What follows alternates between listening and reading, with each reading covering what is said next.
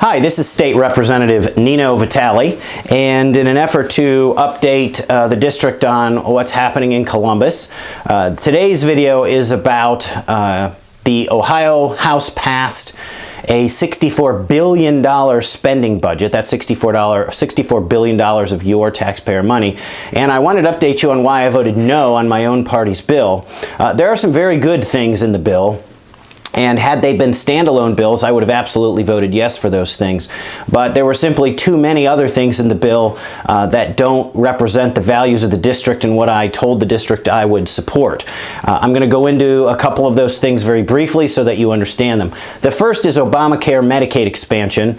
I'm sure you've heard about this at the federal level, but yes, it's also happening at the state level. Obama Medicaid expansion is extremely expensive to our state. It was estimated that 250,000 people would probably be on that when expansion was available. We have exceeded 700,000, so over 3 times that amount already, and it continues to grow. So almost 10% of the state of Ohio now is on some form of Obamacare Medicaid expansion, and it's really eating up our budget.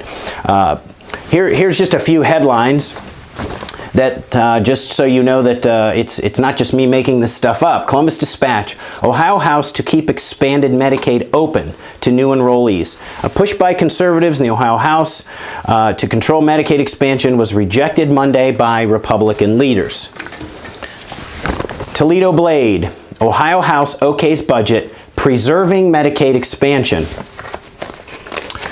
Look into the article, and one of the comments in here says, despite continued opposition from some Republican conservatives, the plan preserves controversial expansion of Medicaid health coverage. So it's quite clear from the news media that this is indeed in the bill. Another issue that I had a problem with is the funding of Planned Parenthood.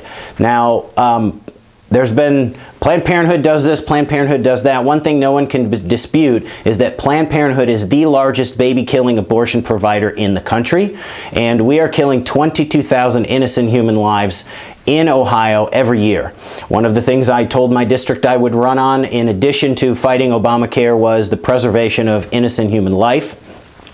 So why does this bill do that? Unfortunately, it goes back to Obamacare and Medicaid expansion again, where the lion's share of Planned Parenthood's dollars come through the Medicaid program. Here's an article by at thefederalist.com, 4 ways Planned Parenthood has billed taxpayers for elective abortion. And you can see down here the #1 reason: state Medicaid abortion funding mandates. So it goes back to kind of point one. What's interesting is one of the reps stated that if we had a natural disaster where 5,000 people had died in Ohio, we'd drop everything we were doing to go and help and solve that issue.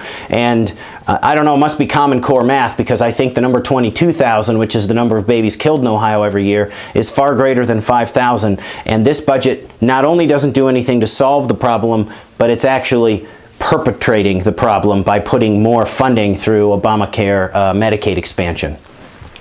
Lastly, an issue I found when I was going through the numbers of this bill is that it's not balanced. Revenues are down. State tax revenue is down, which is your dollars coming into the state.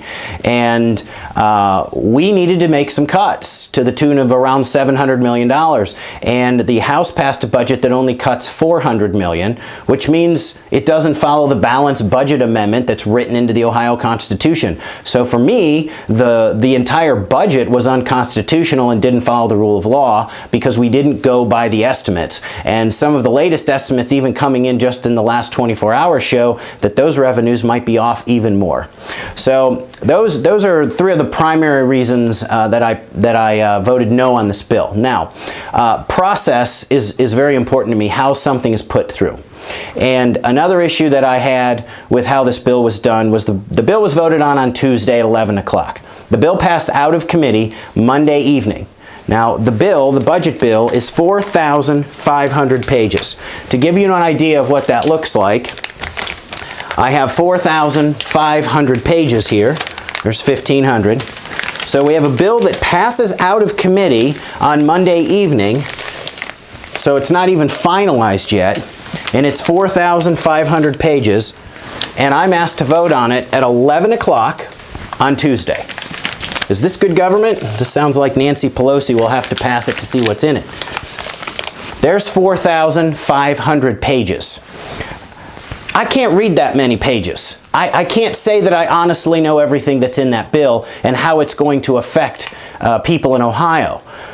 Again, if we could break some of this stuff out and vote on them on individual matters, that would be fine. You'd probably see me vote yes on several things and no on a few things here and there. What's also interesting is that there were 15 amendments done in that committee on Monday night, and of those 15 amendments, Legislative Services put out what's called a comp doc or comparative document to explain to us what the changes were done, what changes were done to this 4,500 page document. And in that comp doc, the comp doc itself that came out at 9 o'clock was 800 pages long. So in addition to the 4,500, there were 800 more pages to read. I didn't have that available to me until 9 o'clock and had to vote on the bill at 11. So as you can see, that puts someone like me who considers themselves a Christian conservative in a very difficult position, because I can't possibly say that I know everything that's in the bill. One interesting comment from one of my Democrat colleagues is the ranking Democrat on the House Finance Committee said he was glad the budget doesn't contain additional income tax cuts. And that's one of my problems too, is it's not only what's in the bill that may be offensive, but what's not in the bill.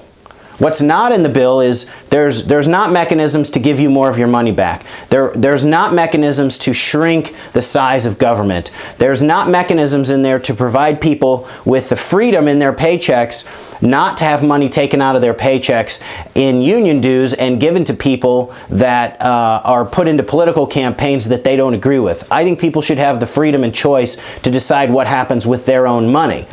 None of those things were in this bill, which is maybe why several Democrats actually voted for the bill. So I told the voters I would work against Obamacare, I was pro-life, I would work for limited government, lower taxes. Unfortunately, this bill doesn't do it. I will continue to fight for those principles, and I thank you for your time and for listening.